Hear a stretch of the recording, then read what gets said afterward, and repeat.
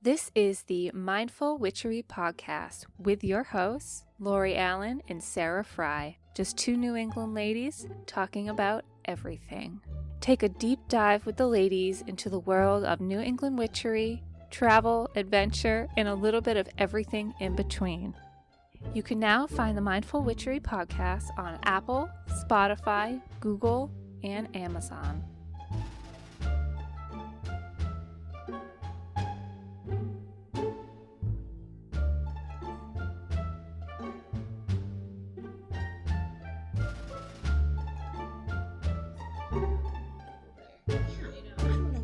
I didn't think of this in my very little brain, but... Hey guys, Sarah here. Hi, Lori here.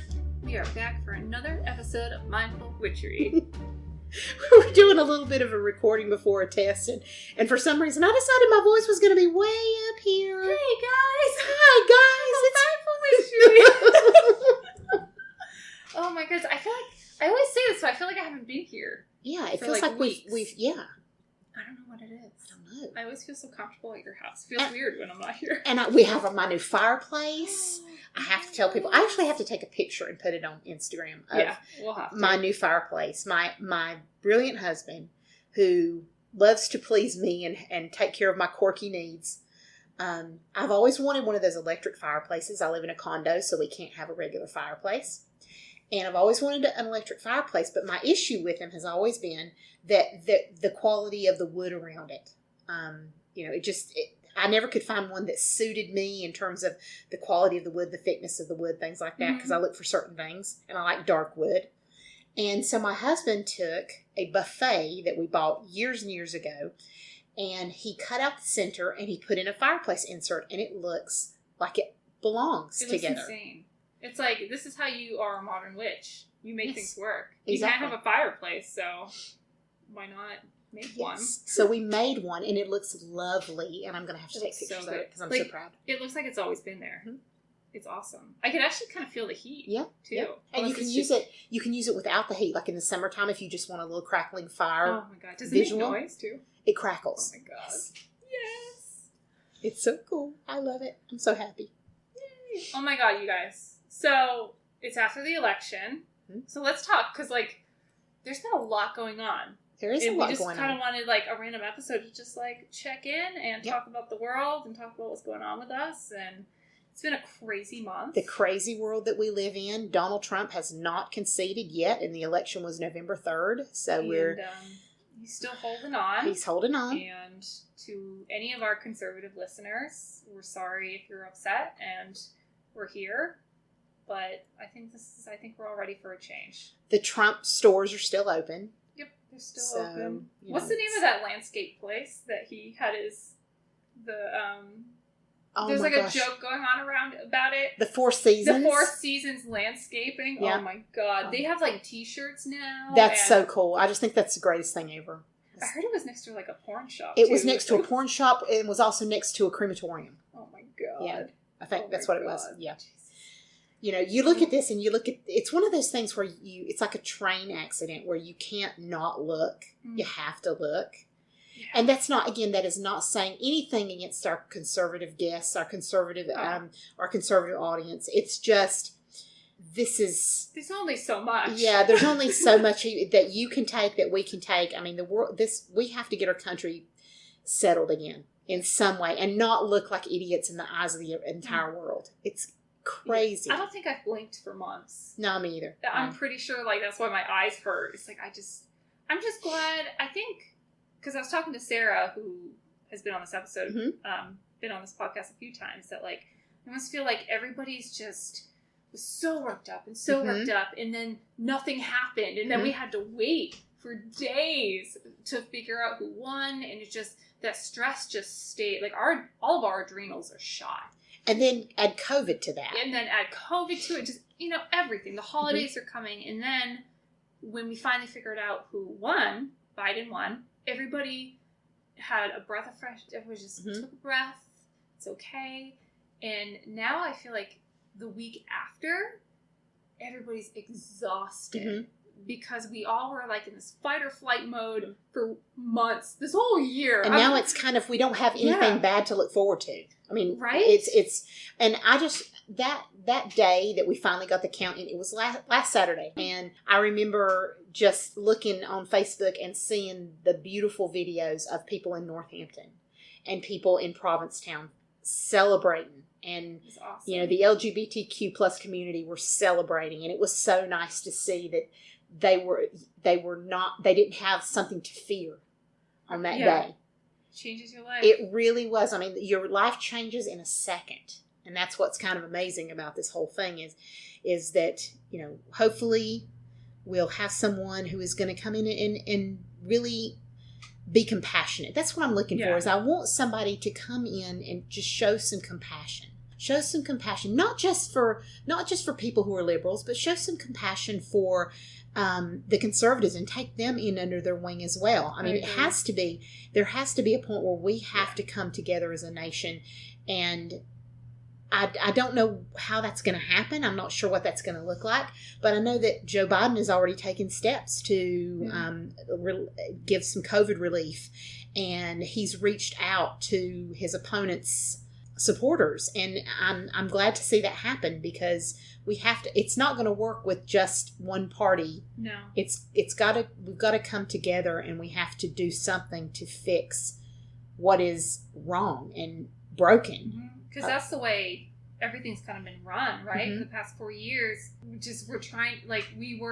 President Trump made everything so polarized to break everybody apart, and that's the part that gave me relief, was when they were talking about unity and I am everybody's president, and not to say that I think Biden was the right choice.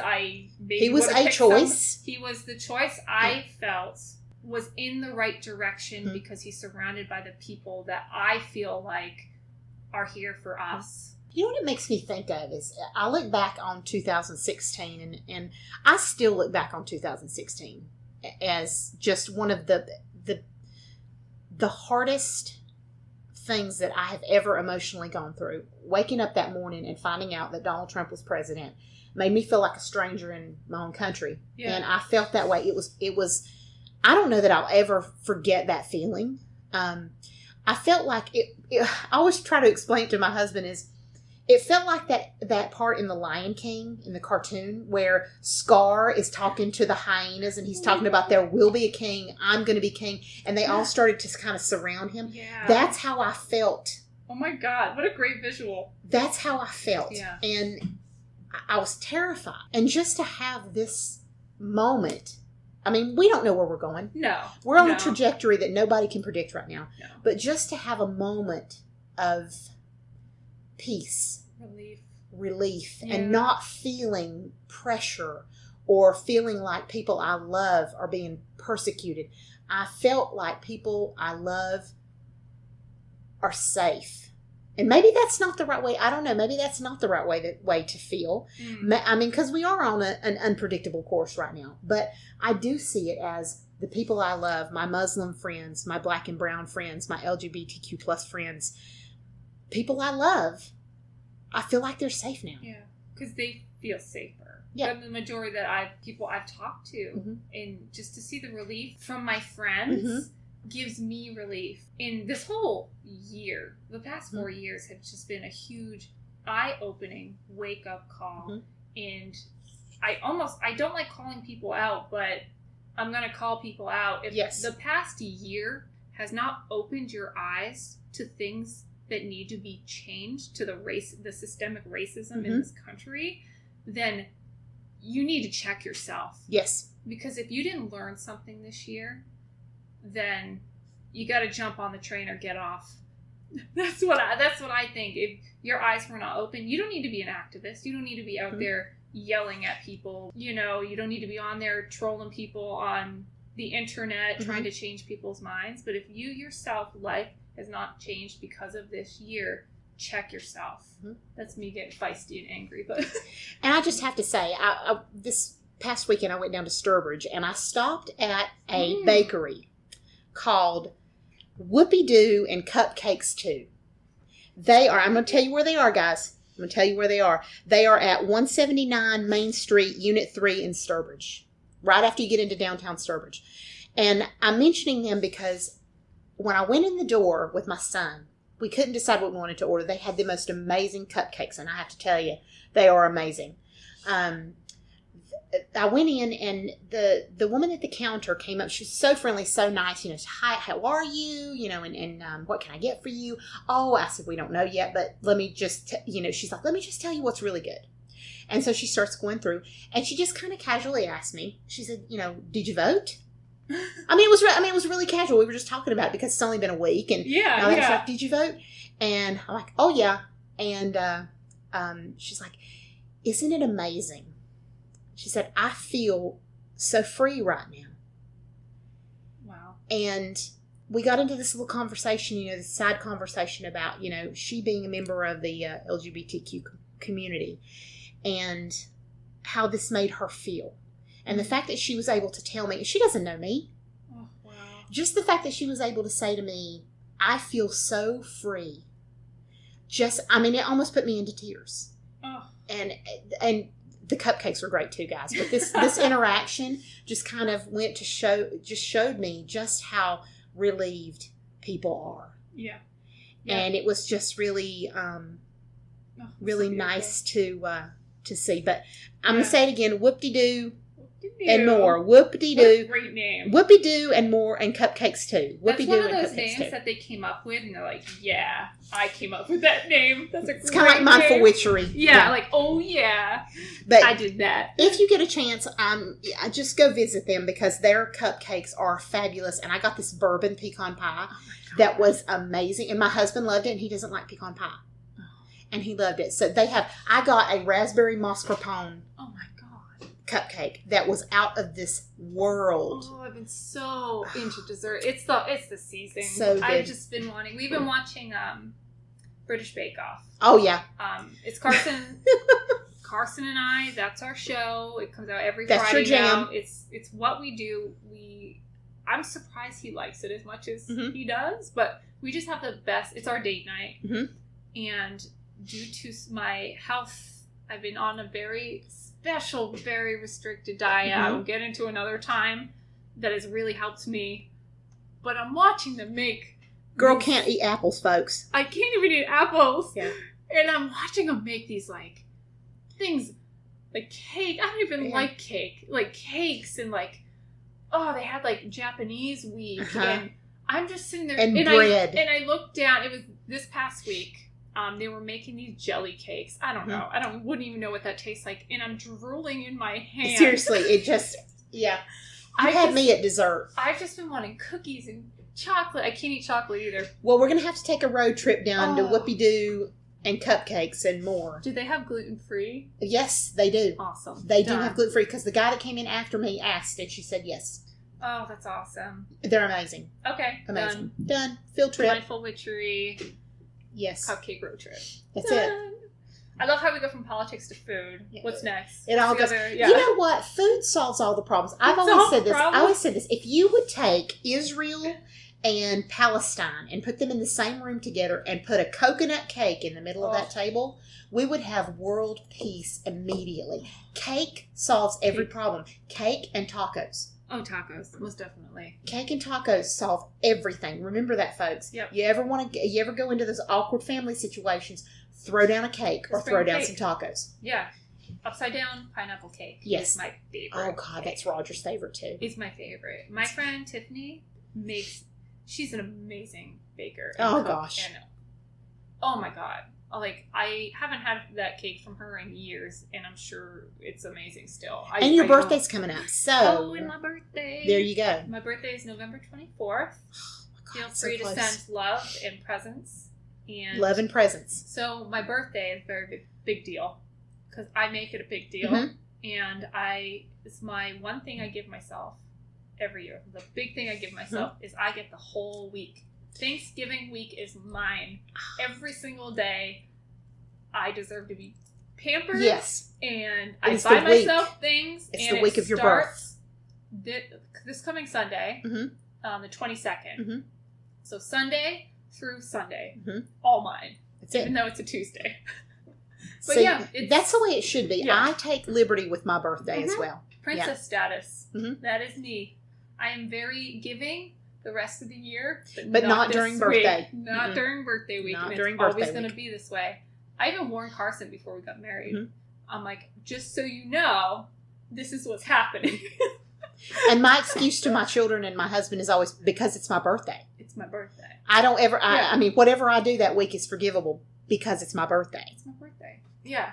And I keep trying to play it out even after the birthday week. I'm like, but it was my birthday. But it was my birthday. Doesn't oh, yeah, fly. the next week is unbirthday week, so that's not a very good week for me. It's unbirthday week. Yeah. So when's your birthday again? December 18th. December 18th. Yep. Cool. Right before Christmas. So everybody says, oh, do you want a birthday present or a Christmas present? No. If my birthday was in July, you would not ask me that question. Don't be rude. I want both. Yeah. Yes. Yeah. It should not be separate unless it's like one big present. Yes. Right? Oh, my husband's tried to pull that one before too. Yeah. That doesn't work. Doesn't work. But my husband bought me a forest this year, so that's what I can see. That's what people say. What is Roger going to get you for your birthday? Well, he bought me a forest. He bought me trees. Yes, he bought me trees. Yeah. So I'm good. See, that's perfect. Yeah, to me, if it was like a vacation, I'm like, okay, right? We actually usually go away, but not this year. We usually, October, November, we usually go up to Kittery and spend a few days. But I remember that from last year. We couldn't do it. We're going out of town on Roger's birthday. It's the 27th, the day after Thanksgiving. We're going to Brewster. Ooh. We found a place up there that's an old renovated horse stable. Oh, wow. And they have a saltwater pool and they have a hot tub. Oh, my God. So that sounds magical. Perfect. Magical for Roger's birthday. Oh, God. How old is he going to be? He will be 47. Wow. On his birthday. That's awesome. Yes. I would never know. You, both of you. What's your secret? He's really good. He's really good. He's aged very well. Mm-hmm. So. What did Carson say? Like a fine cheese. Yes, like a fine cheese. Oh my God. I like that better than fine wine. Fine wine is too much pressure. Yeah, it's a lot of pressure. Yeah, it's too elegant. I'm more cheese than wine. Yeah, more cheese than wine. Like a fine cheese. So I have to tell you, I got off down the rabbit hole today. I went down the rabbit hole today. For some reason, I felt it necessary to have music going while I was cleaning before you came because I didn't want my house to be a mess when you came. So I was cleaning and I turned on Amazon Music. Mm-hmm. And I was looking for something to listen to, and there it was. Getting reacquainted with 90s boy bands. The best. And there we went down the rabbit hole. And you just keep going. Me and the iPhone were lost. Completely lost in boy band land, let me tell you. Oh. What happened? I don't understand. What happened? I mean, I know we were just discussing how, the 90s was such a great time for boy bands because you had the boy bands. You had what? NSYNC. You had Backstreet Boys. You had 98 Degrees. There was other ones too. Yep. New Kids on the Block came back. And then New Kids on the Block came back. Yeah, and New Edition came back. And Five was the other one. Five Below or something. Mm-hmm. I didn't listen to that. I think they were early 2000s too. Because most of these bands, they kind of merged into the early 2000s too when they started getting big, but they started in the 90s. Yes, and then it just all of a sudden came to a stop. I mean, there's this beautiful formula that they've got going on with a boy band. I mean, you have the guy who is the singer with the falsetto, and then you have the guy down here who's going, "Hey, baby, it's me." Yep. You have this formula of people that are in a boy band. It's usually 5. Yeah, and the one that can't really sing, but they needed an extra. Yeah. And I just remember thinking with NSYNC, oh my God, that boy with the blonde hair, that kind of stringy looking hair, bleached hair, with that nasally voice, Justin Timberlake, he's never going to make it. Never going to make it? He is never going to make it. That kid's going to be anonymous as soon as this group breaks up. Yeah. Now that J.C. Chavez or whatever his name is. He's the one. And then look what happened. Look where Justin Timberlake is now. Okay. I used to have so NSYNC was who I listened to. Yes. NSYNC, it was either Backstreet Boys or NSYNC. It wasn't both. NSYNC all the way. My first concert. Brian McKnight opened for them. I went with my sister. I love Brian McKnight. It was awesome. That's mine and my husband's guy. Oh, I remember. I didn't even know who he was at the time. I was like, I don't know, 12. Mm-hmm. I think it was 99 that I went. In Rabbit Hole. My dad just dropped us off. Mm-hmm. And he didn't come in with us. Oh, wow. I would have been a nervous wreck. Yeah, but that's kind of how I grew up, is they trusted us. Yes. And my dad was on the parking lot. I knew where he was, but he just dropped us off because hell, he wouldn't go in. Yeah, I was getting ready to say, he's not going to go in and see and sink. No freaking way. So I'm sure he just sat in the car reading a book. But let you do you. Yeah, it's crazy that, like, evolution of boy bands and the 3-person boy bands. Hanson. Yep. Too. So this is going to go more into, like, the other genre, which alternative genre, which I love in the 90s, right? Like, oh, yeah. I think Eve 6 was a 3-person band. There was 311. Mm-hmm. There was then, like, the depressing solo singers, like Nirvana and like grunge was the early 90s. Yeah. And God, I love the 90s. I do too, and I so loved listening to all this music and just looking at and I mean, to think about New Edition coming back from the late 80s up into the the 90s, back in the 90s, back in the 2000s, with just as sweet of voices as they had back in the day. And they're babies. They were babies. They were babies. They were little. I mean, this was really a boy band because they were just babies. They were like 18 years old. Yeah, they were babies and just having the time of their lives. And then you see Bobby Brown now, who is, bless his heart, hard living finally caught up with him. And he had a stroke and now is a completely different person. And to see, the other guys really, still acting like they're in their 20s, which is crazy. Yeah. It's really hard to see. I mean, to see them kind of grow up in front of you and make choices and sometimes make the wrong choices. And you're thinking, oh, man, how big they were. I know. Oh, like the from Backstreet Boys, the Carter brothers. Yeah. And Aaron Carter didn't. Oh, my gosh. He is a mess. He is a hot mess. He is a mess. Didn't he have that? Well, what's the song? He had the I Love Candy song. I think in so. In the early 2000s. I don't know. See, I can't remember what I did yesterday, but ask me about music from the 90s and 2000s. Absolutely. I got your back. Yep. And, like, even the thing that's going on with Britney Spears right now. Mm-hmm. Her dad having conservatorship of her money. Yeah. And Britney Spears is in her 30s. She's not in her 30s, 40s, 30s. Yeah, I think she's in her late 30s. Yeah. Isn't that hard to imagine? Like, Britney right? Spears is in her late 30s. And I think the reason why it happened, too, is because she ended up having some mental illness-related things. I think she has bipolar. Correct me if I'm wrong. But you wouldn't my dad wouldn't be in charge of my finances, not for this long. I think for a while, there's a whole movement, the Free Britney movement. And the fact I even know about this, don't even ask me. I love following people who are younger than me, so I keep relevant.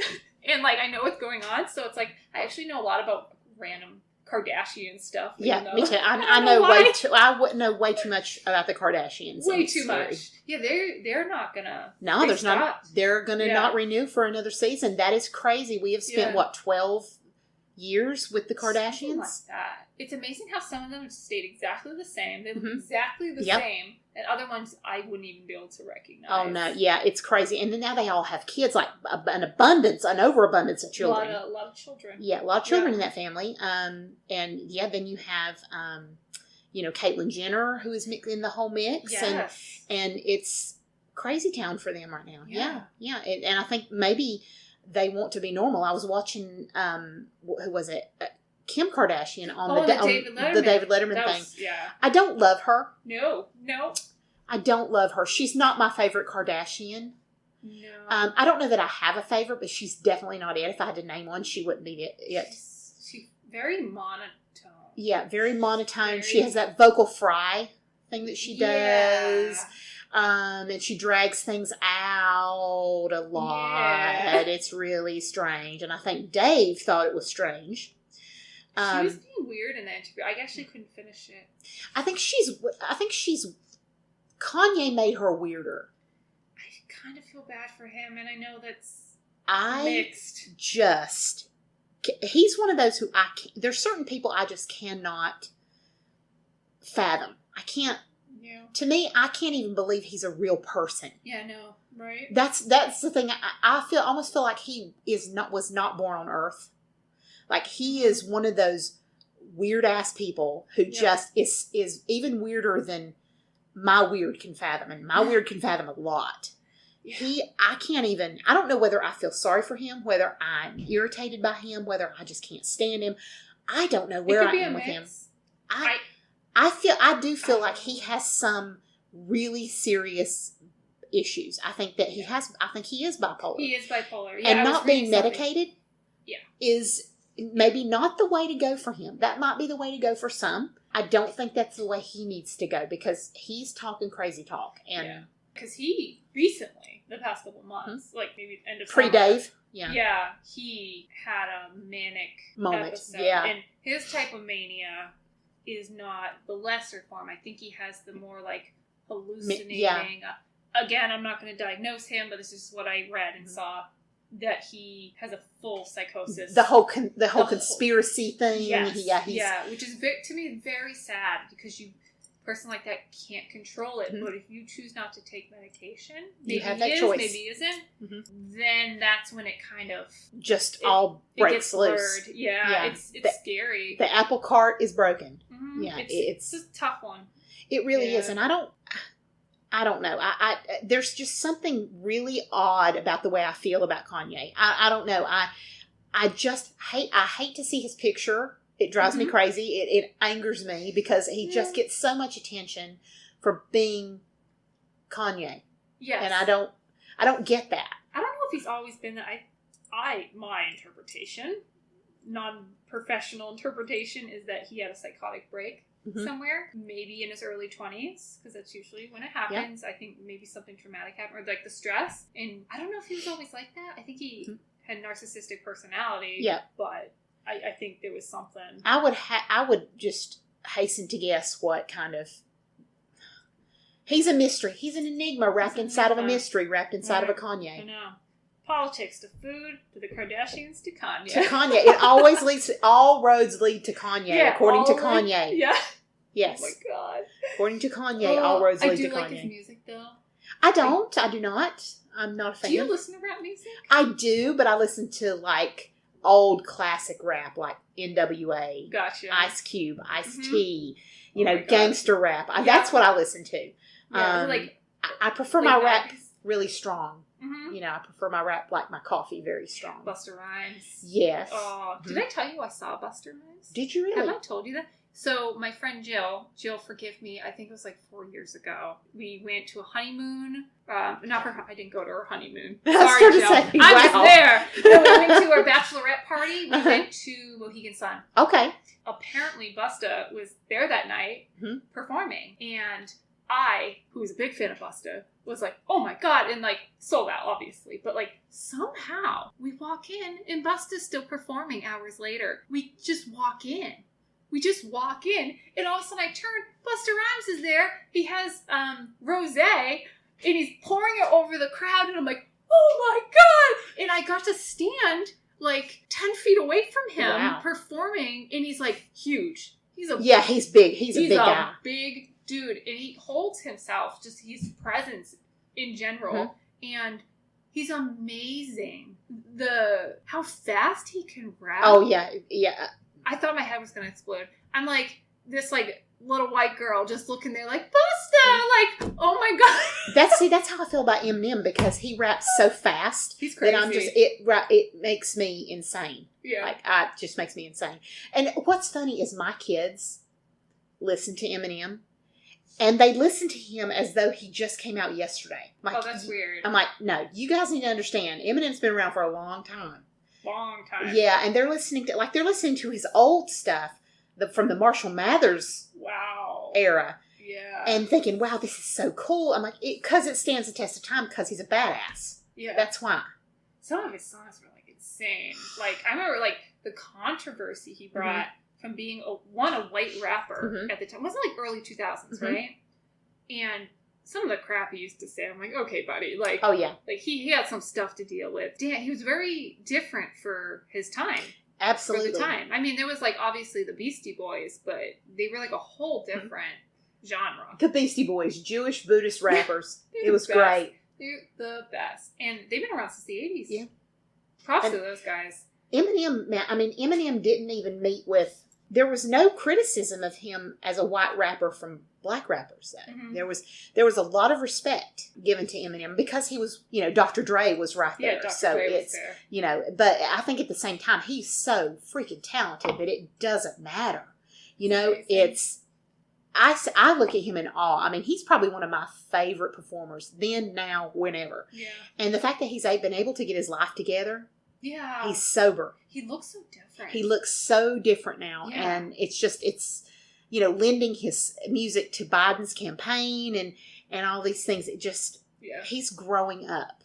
Yeah. I and think. I love when people change Mm-hmm. and be like, you know what? I changed. And like, redemption. It's too. such a powerful thing. And I think he's done so much to redeem himself. And there's nothing wrong with change. And it drives me crazy to hear somebody say, well, yesterday, that's not what you said. You know what? I'm a work in progress every day. Yeah, work in progress, baby. Every single day. And you know what? If it means that yesterday he was saying he was going to throw his mom in a closet, and then today he's loving his mom, they have a new relationship. That's my dog pitter-patting across the... You've probably heard her in other podcasts. Yeah. Redemption is a beautiful thing. I love to see somebody make a journey and get to the end of that journey and having learned something from that. And I think that's Eminem. I think he's learned a lot in his career about what works, what doesn't work. I mean, and unfortunately what worked was not necessarily always the positive thing that should have worked. But that was the lens he worked through. Yeah, that was the lens he worked through. Taught. Mm-hmm. Yeah, and that's it too. It's like, it always goes back to that polarized view, right? Mm-hmm. People have such polarized views of other people. Yes. That person will never change. That person did that 10 years ago, blah, blah, blah, blah, blah. If that person's sitting here now, did this awful thing to me, and is sitting here in front of me now saying, changed human. I am changed, I am sorry, you don't have to forgive me, but I needed to tell you that I'm sorry, and I'm doing this for me. Yep. That to me matters. Like, you acknowledge that you did something crappy, and to me, that's what life's all about, right? Life is all about redemption. Yeah. The journey to redemption. Yeah, and it's your job or not job, or like your choice to forgive that person, right? It doesn't mean, it's like we said before, it doesn't mean you have to hang out with them again. It doesn't mean that you have to forget what they did. But to forgive is kind of the point of redemption. Yeah. That's why it's so important for people to make amends. That's why that's part of the 12-step program, is because you do want to acknowledge that you made mistakes, and you do want to make amends with the people that were hurt by your mistakes. It doesn't mean they ever have to forgive you. It doesn't mean they will ever forget. But it's a step. It's a step in the right direction on your journey. Yeah, because nothing stays stagnant. Nope. Even the chemicals in your brain, because people hit certain developmental levels that we, the whole notion that we stop developing and we can't make changes past like 20. I don't know what the age is. Then you're stagnant. Ridiculous. That's false. It's ridiculous. False. Like, if I was the same person that I was 18 years old, I have no right to be living right now. If I was the same person, if I was the same person I was 5 years ago. Yeah. I mean, it's you learn and you grow, and that's what kind of drives me crazy about these political debates and stuff, because like, you can say, well, Joe Biden in 1977 said this, and he, this thing. That's okay that he said that in 1977, because maybe he's a different human being now. Yeah. Well, now that he's they call it flip-flopping. Yeah, flip-flopping. No. Yeah. It is about growth. Yeah, because that was the climate at the time, right? Like, I think somewhere he said something about gay people. He didn't think it was right or something like that. I'm like, so don't take it out of context. Right. What time in history was it? What was going on? What did we know? What did we know? There was a lot of unknowns. Like, and not saying, that doesn't excuse it. No, not at all. But that's a different person. That's a different person. Yeah. Like, we changed on the daily. Sure we do. Absolutely. Yeah. And so to say that a person doesn't change who did something to you back in 1972, is not necessarily the best way to live your life. You want to have faith that you want to have the faith that people will change and will redeem themselves. Yeah. I mean, I know people, unfortunately, who they never change. Yeah. No matter what you do. You've known them for a decade and they never change. Yeah. They're still the same narcissistic person who lives in their own little bubble world. Stuck in the loop. Stuck in the loop. Stuck in the loop. And they never change. They never change. And that's, to me, that's not frustrating. That's really sad. Because growth is the thing that we have that keeps us alive. It keeps us moving. It keeps us growing.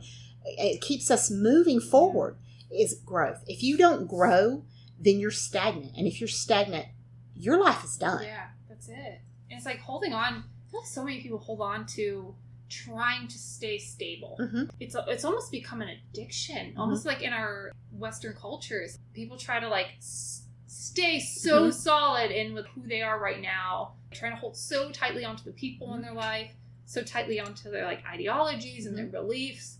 And it's almost become a habit, but it's the thing that holds so many people back. I think a good example is something that I actually, in one of my classes, it's all about defense mechanisms and people who had something happen to them in the past. Their father yelled at them, or a male did this certain thing. And when they grow up, they think all men are bad. Yes. It's very generalizing. And how common that is in our Western culture, it's kind of mind-blowing. But it's become normal, right? It has become normal, especially now in the era that we're living in right now. It's really become normal, and it's become normal to want to hold on to what you have. Yes. To the point where you don't look outside yourself ever, and you don't look at how things are, around you. You're just looking inward and not outward. Yeah. I guess that makes sense. Yeah, and when you do look outward, you only see it through your eyes. And your eyes and your experiences, which are at its core extremely limited. I even say it for myself. My perception of the world is so limited. All of us are. So like it's I don't know if even I find myself doing it too, like generalizing, because my brain's like, oh, I'm angry, and I immediately generalize. But then I've learned to check myself. I just have such a hard time with hearing that loop, right? What's it good? All cats are awful because that one when I was a kid scratched me, and it's not a healthy way to live life. And you just have to be really conscious and mindful. I think a lot of people make fun of the word mindful, but it really is important. It means something, folks. It means that you are conscious of the moves that you make. It's not metacognitive, it's cognitive. And you keep track. You are mindful of what you think, what you say. And if you're mindful of what you think, oftentimes you can catch yourself before you say something stupid. Yep. So that's really, it's mindfulness is one of the things that is in our title. Yep. It's in our name, along with witchery. So it means something to us to make sure that we're conscious of the things that we do and say and how it affects others. Yeah. Not just other people, but the earth. The energy of the earth. It all means something. So the more mindful we are, the more conscious we are of how we damage things. Yeah. And we as human beings, and I think, there's people can say that Americans are really not very mindful. That's how we're seen by a lot of the world, that we really don't exercise our mindfulness very well. But I think that's a case around the world. I think we've desensitized. I think the Western individualism instead of more of the collective. Like there's more collectivistic cultures, like Cambodians is a great example. Is when you ask them who they are, they're saying I'm a daughter, I'm a mother. But if you ask the same, like a different person in the United States, being like, I'm a successful lawyer. Yep. So it's that contrast of it, I think, that more of that Western individualism is kind of spreading, which is, it's pros and cons. Absolutely, pros and cons. We have to fall somewhere in the middle. That's why Shades of Grey are so important. Shades of Grey. Shades of Grey. Well, I think that was a great episode. I think so too. Say so myself. I think so too. We got to catch up with our friends out there and let them know what's happening on our end. We talked about Justin Timberlake. Yes, we talked about Justin Timberlake and New Edition and Bobby Brown, and how can you get any better than that? Oh, God. So good. So do we want to do recommendations? Yes. You go for it. You know what? I was going to do a different book, and I brought it out here, but I changed my mind, and I decided to do something that makes me think of you. I don't know if a lot of you know who Edward Gorey is. He is an artist, and Sarah could talk for days about Edward Gorey and who he is. I bought on Amazon this week the Edward Gorey sticker book, and I'm going to take a picture of it for you. He has the most amazing characters in his stories. and I'm so excited to kind of explore it a little more. I've only looked through it they're like little stickers. But number one, they're stickers. And this girl loves stickers.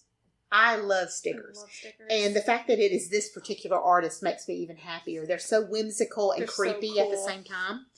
And it's very, very cool. It's the Edward Gorey sticker book. He's fantastic. Not alive anymore. I think he died in the early 2000s, if I'm correct. But, oh my God. He's the reason why I have the sense of humor that I do and the art that I do. And he lived in the Cape, so we're going to go exploring there. A pilgrimage down there. I would have never known who he was. Sometime next year, we're going to finally go. I've been just once, which is crazy. Mm-hmm. Oh my God, he's a unique person that lived on this earth that we will never get another one.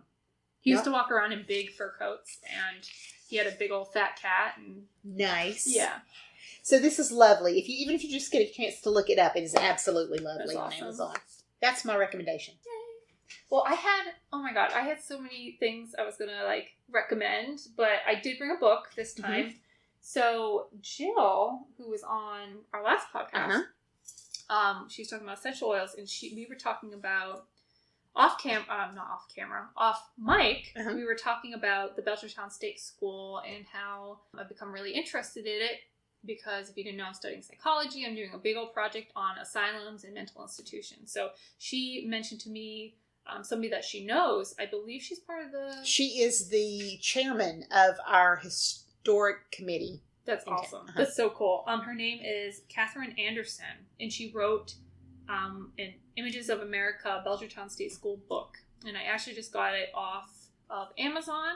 I think it was only $18, but it's just full of, I could look at this all day, just full of real pictures. Real pictures of what it looked like and the research that must have went into this. And I love it because it's pictures too, but every little word that's put in here is well thought out. Well thought, very mindful. Mm-hmm. And there's pictures of what the school looked like, and I can't stop looking at it, and it's very I've been having it next to my desk for weeks now.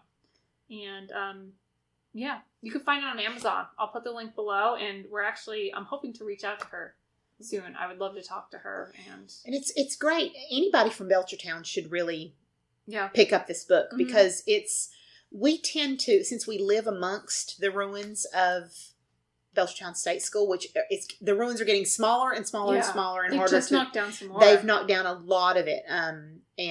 So there's a lot of the buildings are gone now.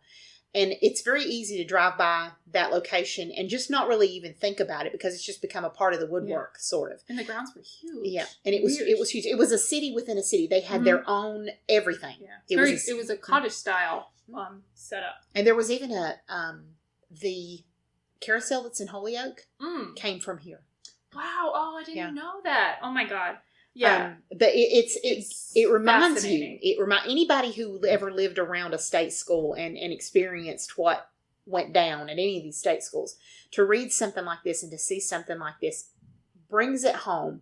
And really, I really don't. The thought of these people who were here and suffered not being remembered drives me crazy. It's so sad. I mean, it's kind of like that we did to people. The things we did to dehumanize people. These people were not human. No. I mean, and I think about as a special ed teacher, a lot of the students that I taught back, 10 years ago, had it been earlier, they would have been in the state school experiencing exactly what all of these people had experienced. And that makes me so sad. Yeah. And if I'm correct, this school did not close until the 70s? Yeah, or I think it was later, or 80s, late 80s, I think. I don't think they were abusing people too much at the end there, but there was in the 50s, guys, not that long ago. I know a lot of people who worked at the state school. Some of my neighbors, this is where, you're in walking distance of the state school. Yeah. And I know a lot of my neighbors, which I should also probably get you in touch with, who worked there in different capacities. And you really have different points of view. It's like looking through the eyes of somebody else. You have people who say, oh, it was terrible. I can't even begin to tell you some of the things that happened there, to people who say it really wasn't that bad.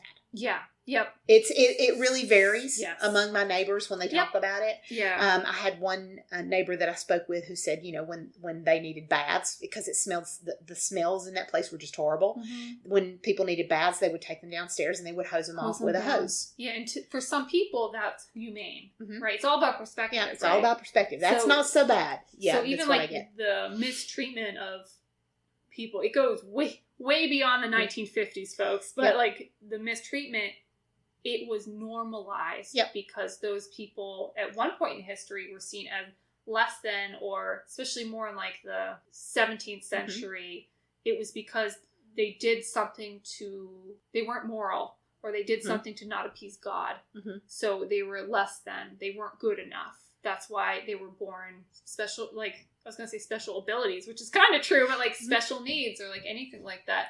And it's funny because, well, it's not funny, but I mean, it's interesting and ironic how different cultures, their perspective on people with special needs is different. Yes. Like I worked with a student who, he was great, man. He was on the autism spectrum, nonverbal, but he was great.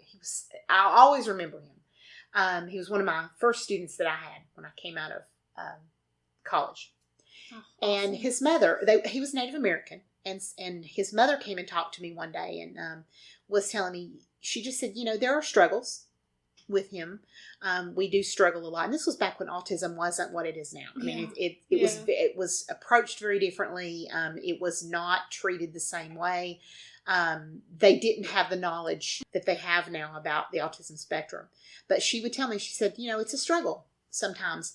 But in my culture, having a special needs child is a blessing, because God wouldn't give us anything that we couldn't handle. So God saw me as a person who could handle and help my kiddo to thrive. Oh. And I thought that was such an amazing perspective. And, speaking as a mother who had 2 children who both at birth had really traumatic births, God gave me my kids because, I guess he knew that, if there is a God, somebody knew that being a special education teacher, I would be able to do the things that we've done. And my kids are totally fine, but it really kind of, when you look at it through somebody else's eyes and you hear those words, it's a whole perspective that you don't even really think about. Yeah. Still, there's such a stigma. There's such a stigma even now. And that's part of my project too, is talking about where we were to where we are now. And we still have a long way to go. We have a long way to go. The funding for state schools that are still around, state hospitals, would make your jaw drop. I don't think people and even are the funding aware. In the public schools. Oh my God, yeah. And how money gets shifted around when it should be put in the same spot. It gets shifted. Amazing how that money shifts. Yeah. Yep. To have nothing to do with a special needs program. Yeah, even like special needs programs aside, like most, like people wonder why, we're going to get political. We're going to end this on a political note. People wonder why people act the way they do. And I'm like, look at the systems we have in place that are underfunded. Mm-hmm.